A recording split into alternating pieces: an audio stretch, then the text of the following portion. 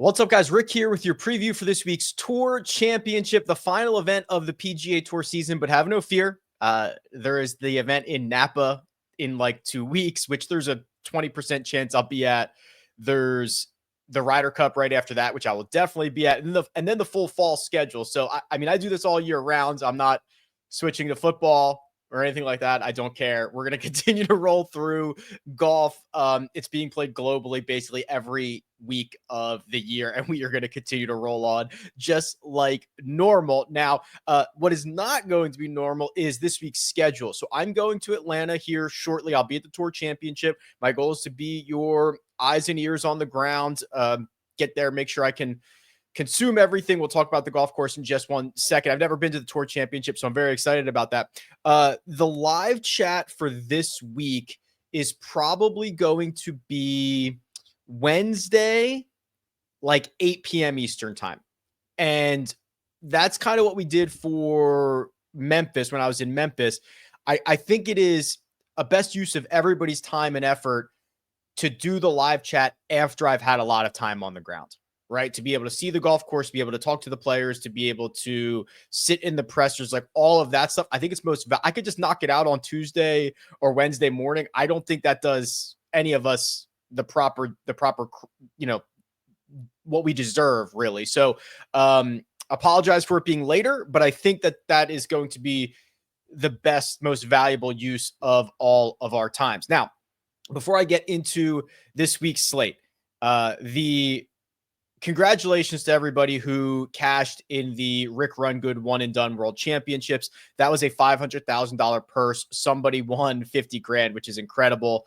As you guys know, I'm pushing Splash to make that as big as possible for next year. I want $1 million guaranteed. I want 1.5 guaranteed. I want it to be the biggest on the internet, and I'm getting positive feedback from that. I guess it'll depend on how big their NFL season goes, but I think that's good news. In the meantime, our listener league, the RickRunGood listener league, is already 15% full. This is still 25,000 guaranteed. This is the tiers contest. I put out a poll in my newsletter of, do you want this to remain a tiers contest where you can pick one golfer from each of 6 tiers and have your best 5 scores count? Or would you prefer to see this as a salary cap game? It was honestly pretty split. It was like 54-46 or something like that. So that wasn't really helpful. If you have a strong opinion about this for 2026, for next year, hit me in the comments, let me know. But right now we're pretty split on tiers versus salary cap for what we're offering for Splash. But this week it's tiers, $25 entry. Somebody's going to win $3,100. All right, let's talk this week and let's talk Eastlake. So Eastlake has hosted the Tour Championship for a long time. There have been, I shouldn't call it a renovation. I believe it was more of a restoration 2 years ago. So last year was the first time with the restoration. It has now then since been tweaked again. So actually they're playing back down to a par 70 this week. Now without the starting strokes, they are trying to get this golf course as difficult as possible. That's the feedback from the top players. If you're not going to give us starting strokes, we need our advantage basically in how difficult the golf course is going to be. And we're already seeing that with rough that is about an inch longer than normal. The hole locations, I think, are going to be pretty devious. There were so in that renovation, they added more pin locations on the putting on the green complexes but they didn't really use them last year. Apparently, from what I'm being told, there are more pinnable locations that they're going to be able to use this time around to try to make this more of a challenging ask. Historically, and I don't think this is going to change all that much, is that this has been truly a tee to green golf course. Now, I know that really doesn't show up in the correlation model. The correlation model is kind of weird because we only get 30 golfers here. It's more noisy than probably a lot of other weeks. Driving accuracy gets a big boost here, and I think it'll continue to get a big boost this year. So if you look at the driving stuff, the penalty for missing the fairway at Eastlake is significant. So you're talking about every single par 4 and every par 5 the penalty for missing the fairway is greater than that of hitting a drive that is longer than average. So that's rare. You'll see this on 18 as well. 18 is a par 5. The right rough at 18, I'll have to go back and look at this, but when I looked at this before, it's like one of the worst misses in all of golf on the PGA Tour, because you are, if you hit in the fairway on 18, it's not an easy shot back up the hill towards the clubhouse there, but like it's a lot easier to make birdie from there. If you hit it into the right rough, par is going to be a challenge. So it's a significant swing in that right rough on 18. So there are some spots like that that are some of the worst on the PGA Tour, and I think they might be worse this year. So we're going to go with, obviously, the best tee to green players. We're going to put a little bit of an emphasis on accuracy. We are going to look at bogey avoidance pretty strongly, and because we've been playing for X number of weeks in a row, we have seen all these guys. They've played a lot of the same events, some hotter than others. It should be a little bit easier to figure out who's going to play well this week, assuming just nothing super crazy happens. So there's only 30 players in the field. Here's the cheat sheet, RickRunGood.com. I'm on dark mode. There's only 30 players in the field. We might talk about all of them. I don't know. But there is not a $5,000 range. There are not starting strokes, so we don't have to worry about that for this year. If you remember in the past, it was, oh, well, they're starting with finishing position point. Just don't even worry about that, right? It's just everybody starts at even par. We're going to rock this thing like a regular event, but you get 4 guaranteed rounds in a very, very small field. There are 3 golfers over $10,000. Scotty Scheffler, Rory McIlroy, and Ludwig Oberg. Probably no surprise anywhere. Here's the Scotty profile. If you are just tuning in for the first time all year or in the last couple of years, welcome. Hit the subscribe button for me. It's the best player in the world. It's not close. He made Rory McIlroy in the first 2 rounds of the BMW Championship kind of look silly. They played together. Scotty played out of better positions nearly exclusively. Rory didn't play poorly, but it's a huge difference when Scotty makes it look as easy as he does. Rory can shoot the same score, make it look a little bit more difficult, both with immense talent. But Scotty Scheffler is, as the kids say, dat dude. Okay, he is. The history here at Eastlake is wonky because the finishing positions are based on. So these are official finishing positions at Eastlake for the Tour Championship from the PGA Tour. So, like T2 in 2022, that was a year where did he start with the lead that year? Right. Like he could have started at 10 under and then fell. Right. So I would not even look at finishing positions as much as I would just look at the strokes gained metrics. He has never lost strokes from tee to green at Eastlake. In fact, he's picked up a ton. His first 4 trips to Eastlake, he hemorrhaged strokes on the putting surface. Then he picked up a stroke per round last year. It's the most improved aspect of his game. Scotty is going to win this golf tournament. Breaking news, I know. Scotty's going to win this golf tournament. He's 30 under par in the playoffs. It's 5 shots better than anybody else. He's going to win this. He's going to win this. Okay, so act accordingly. Rory McIlroy and Ludwig Oberg would be your natural pivots if you don't want to go down that route. And you are going to see some pretty outrageous ownership numbers. Remember, you've got to roster 20% of the field in every single one of your lineups, right? 6 out of 30. Rory McIlroy, as my friend Mark Immelman likes to say, can roll out of bed and finish inside the top 10 at Eastlake. Now, I think he was, top 10 out of a 30-man field is not that great, but the sentiment is there, and he's absolutely right. Rory McIlroy's history at Eastlake is probably second to none, so let's do this. Let me get Holy Grail, everybody in this field at Eastlake, and we'll go back. How many years do we need to go back here? 2016. That might even be cutting Rory short a little bit. So here we go. 7 starts for Rory since 2016. He's gaining a stroke and a half per round. It's better than anybody in this field outside of Russell Henley. But Russell Henley has only played 8 rounds here. He's only played here twice. He's at 1.8. Outside of that, there are only 4 golfers that are gaining at least a stroke or more in this field at Eastlake, and that's over any time frame. So this is, Eastlake's hard. Eastlake's very hard, and I think it's going to be hard this time around too. And it can make some guys look silly at times. I'm excited to see how it runs with everybody starting at even par again. Rory McIlroy's driver will continue to be a weapon. McIlroy's putter has been very good in 2025. That will likely be a weapon for him. He's gained multiple strokes putting in 5 straight and for the vast majority of the year.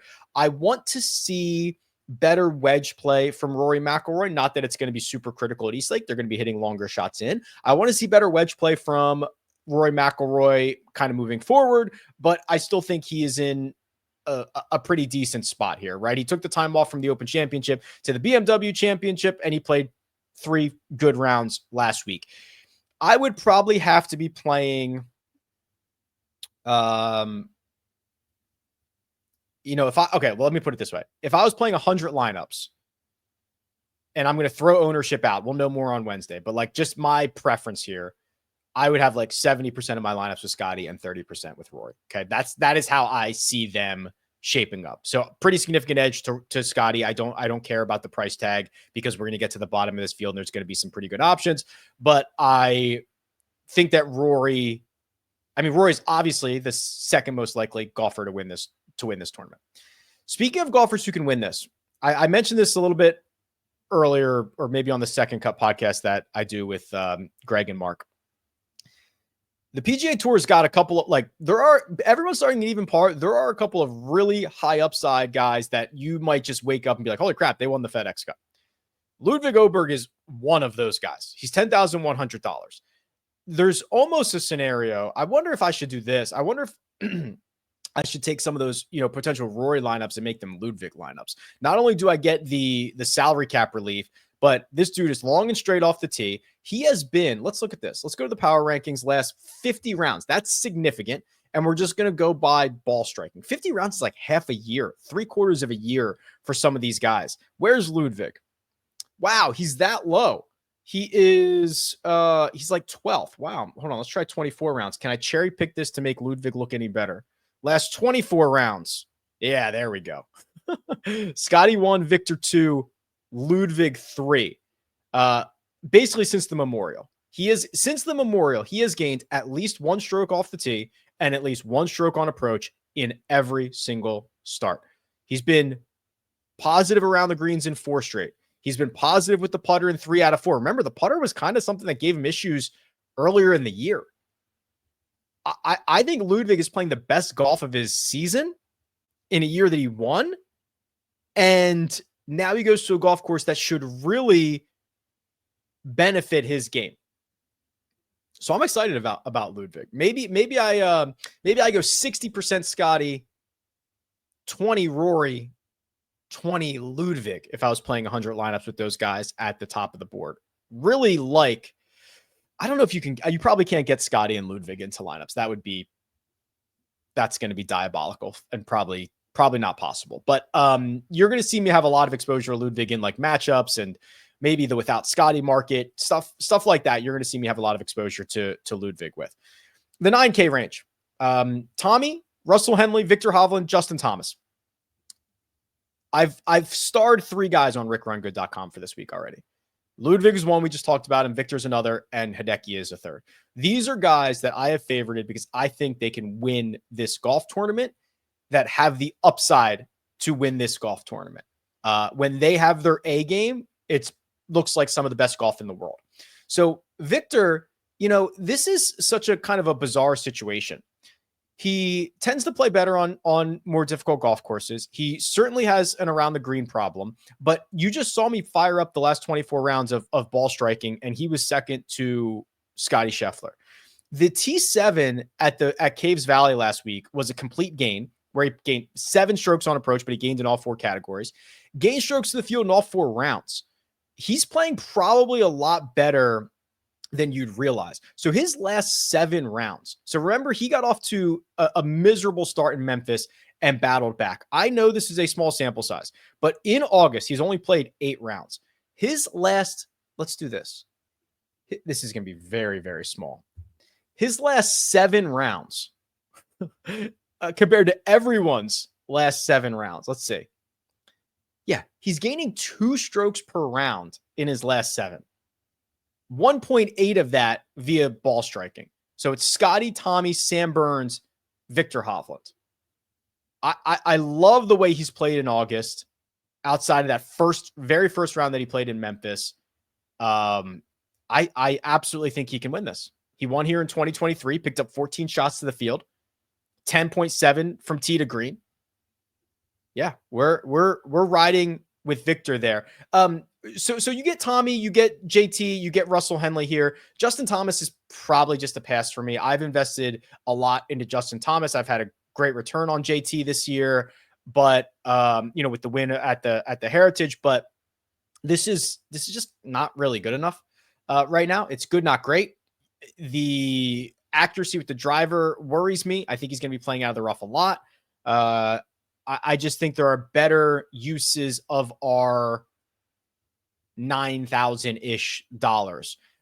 Russell Henley's, I showed you that the play at Eastlake for guys like, he's only played here twice.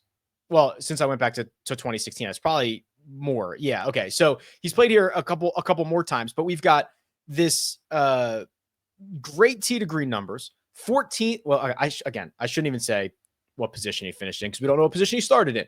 But he has gained, let's see this, in 4 trips to the Tour Championship. This dates back a long time. He's gained 21 strokes to the field in those 16 rounds. If we reward accuracy, that's a check mark for Henley. If we reward tee to green play, that's a check mark for Henley. He's lost just a bit with the putter in the first 2 playoff events, but he's picked up strokes with the putter in 3 of his 4 trips to Eastlake. So you're going to see me. I'll favorite his name right now because you're going to see me have a lot of Russell Henley, a lot of Victor Hovland exposure. Tommy Fleetwood is just the odd man out. I like Tommy. I can get a discount for playing Victor. Of course, I've got concerns about can he actually win the golf tournament at 9,900? Maybe I don't need him to win the golf tournament, but I do need a very, very high finish, and probably just going to go in a different direction. Nothing against Tommy. He's been okay at Eastlake, but has not been good enough to get me super excited. Golf season has kicked off, and there's no better place to sweat the action than DraftKings Daily Fantasy, the ultimate destination for fantasy golf fans. Right now, DraftKings is giving new customers a chance to play free for their share of millions in prizes with their first deposit on the DraftKings Daily Fantasy app. It's simple to play. Build your dream lineup while staying under the salary cap, then sit back and watch as your players rack up points. Every birdie, every bogey, every clutch putt, feel the intensity of every shot. Download the DraftKings Daily Fantasy app and enter promo code RickDFS to play free for your share of millions with your first deposit. That's RickDFS for new DraftKings customers. Just download the Daily Fantasy app today. The crown is yours. I find the 8K range to be rather difficult to figure out. There's only 4 golfers here. It's Patrick Cantlay, Sam Burns, Colin Morikawa, JJ Spawn. Let's start with Colin, who is clearly not had the year that he's wanted. The putter is lost basically 10 strokes over his last 8 rounds to the negative, and he's lost in 6 out of 7. Around the green is struggling as well. Lost pretty big at Caves Valley, and he's lost in 4 straight. He's lost in 5 of 6. Him gaining 5, 6, or 7 strokes on approach is certainly possible. I just have seen so many of those wipey misses with the driver. If you miss the fairway, you're cooked. Then the putter's it's not been a good year. It's not been a good year. JJ Spawn continues to always impress me and always over deliver, I guess. Even at Caves Valley, where this is one of the worst starts of his year. He lost 3.5 strokes putting. He's a very good putter.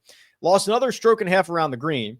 Still picked up 4.2 strokes from tee to green and finished T23. And he beat the field in 3 out of 4 rounds.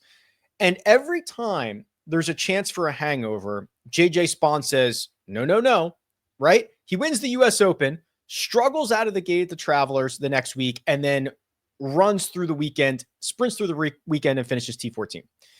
A 3-hole playoff in Memphis, where I can assure you it was hot, and then quickly gets right back on track and plays well enough at the BMW. We are going to reward accuracy. JJ Spawn has one of the most reliable shot shapes on the PGA Tour and in the world of golf. I'm going to show you his shot shapes right here. 77% of the time, one of the highest rates, he hits a fade, left to right. We see it all the time. All three trajectories, yep, but he does it 77% of the time. The reliability of that shot, and then to hit the fairway as much as he does, is going to be very valuable this week. Yeah, it's going to be hard. Oakmont was hard. I think JJ's kind of proven that doesn't matter as much. So he's got me interested in the $8,000 range. And then Sam Burns showing signs of life, but doing it mostly with the putter is not uncommon, but always a little bit nervy. So I'm kind of like 5.5 out of 10 there. And then Cantlay is, God, I just can't quit. Okay. I can't quit. I will say, if there is any like chutzpah in Patrick Cantlay, he needs to play well this week. He is having a good, not great year. He might not be on this Ryder Cup team. Like absolutely needs a good week. Needs it. If he cares at all, if he can summon anything, it's coming this week. I will probably not play Patrick Cantlay significantly in fantasy situations, but I will play him in some game theory situations. I will play him in some high upside situations. A top 5 bet might be in order for Patrick Cantlay, where if he finishes 25th, who cares? So I want high risk, high reward exposure to Patrick Cantlay this week, but anything where I'm looking for consistency, not for me. The 7K range is jam-packed with great options here. So basically now, if you've gotten this far, you can't have really faked it. You know, there were a couple guys in last week's field where I was like, wow, how'd you get here? And definitely in Memphis, but you can't really fake it anymore. And we're starting to see that. So if I go to the power rankings last 24 rounds, I bet you we see guys like Harry Hall, Maverick McNeely somewhere in here. Let's see. McNeely's 15th. He's 7,200. Harry Hall is 4th, 1.7 strokes gained per round. He's 7,000. Cam Young is 5th. Ben Griffin is 11th. Hideki 13th. McIntyre 14th. Sepp Straka 16th. Okay. So, you know, all of those guys in the top half of this field, and they're priced at $7,000, some higher than others. So Harry Hall, you know, one of the best putters, good enough tee to green, still trying to work his way onto that Ryder Cup team. That goes for Maverick McNeely as well. It's going to be both their debuts at Eastlake, which makes me think that these Cinderella stories are about to come to an end. Quite honestly, I think this is a big ask for both of these guys. I'm probably more interested in Maverick McNeely. All things considered, the path for Harry runs through the short game. It's not the end of the world, but it runs through the short game. He's so good at it. He's so talented. But McNeely and the way that he has driven it at times in 2025 makes me think that he is capable of holding his own from tee to green at Eastlake. And he is still one of the better putters on the PGA Tour. So it's not like we're giving that up completely. So probably a little bit of a nod to Maverick McNeely in this situation, but I don't think those two are close to my top 3 in this range, because I kind of think those stories are about up. Cameron Young was one of the most popular golfers on the slate last week, finished 11th. This result, go back and look at this, I think it was way better than what 11th says. So he goes a win at the Wyndham, a 5th at Southwind, and an 11th at Caves Valley, where he lost 3 strokes in the opening round.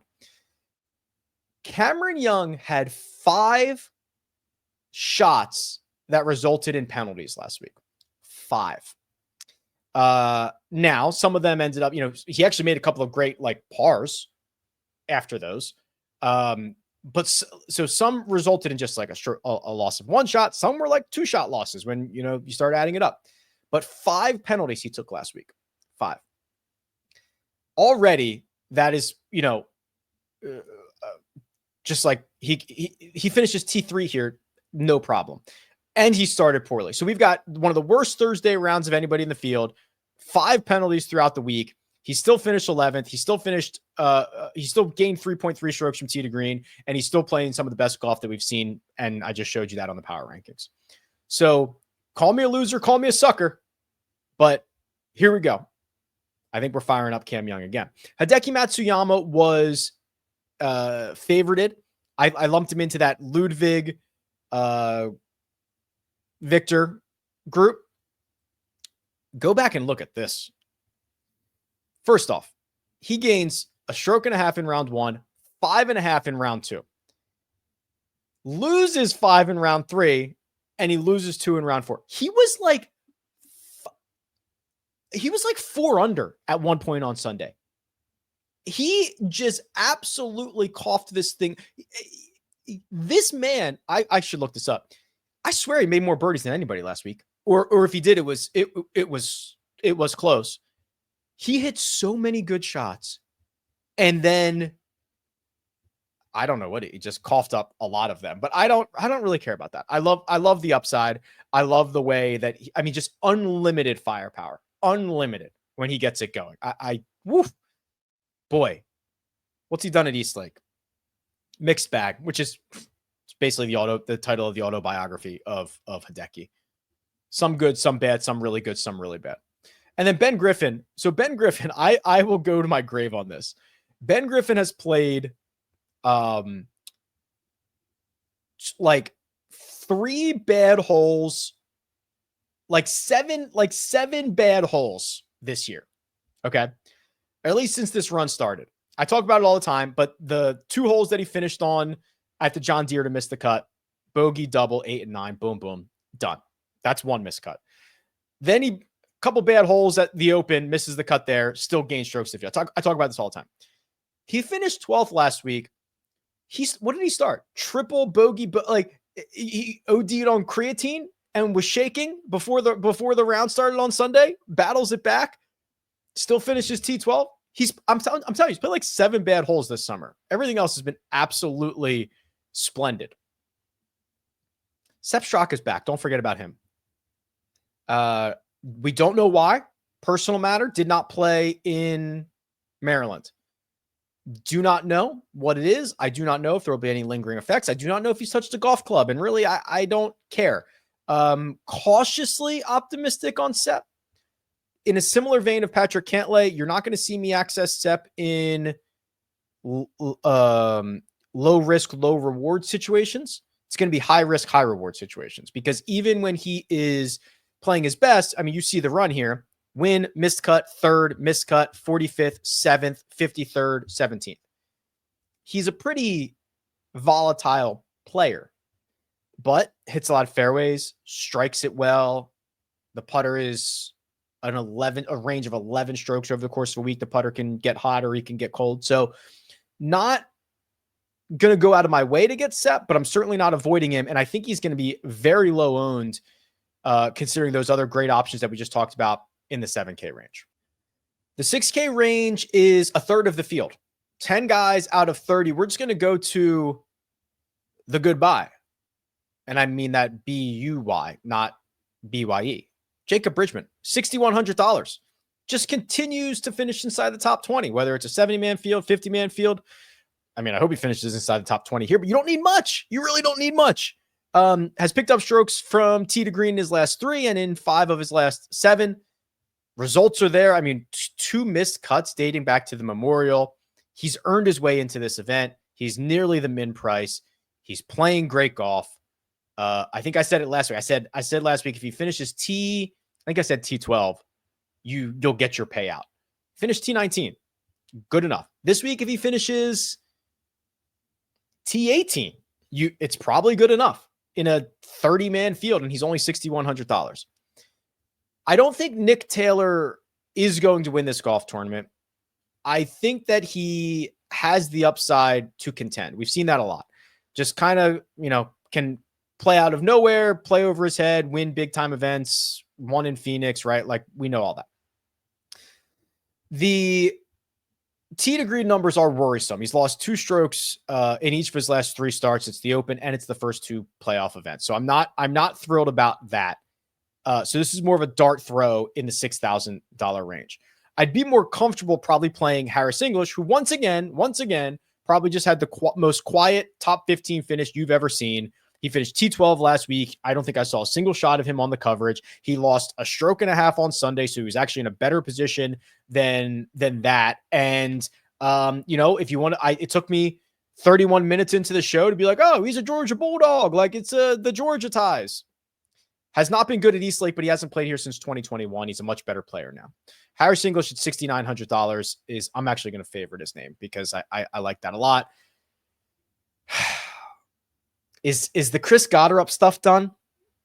The playoffs have not been good for him. Lost 4.5 strokes in Memphis. He lost 4 at Caves Valley. It was almost a complete loss in both of those. He picked up strokes with the driver. He did what he needed to do on Sunday. His best round last week was on Sunday. Picked up 2.5 shots to the field. Got himself into position to make this event. But I'm quite concerned that a long, successful year has now officially taken its toll on Chris Gotterup, and he needs a couple of weeks off. And I tend to think it's not going to be a good week. Let's see what the model has to say. Let's run a model, RickRunGood.com. We're not going to do anything silly here. We're going to do strokes. Let's do last 2020. Why not? Strokes gained total, last 20, 420. Let's just do that. Let's do strokes gained approach. Last 36 for 20. I kind of want scrambling, not necessarily around the green, but scrambling is also it's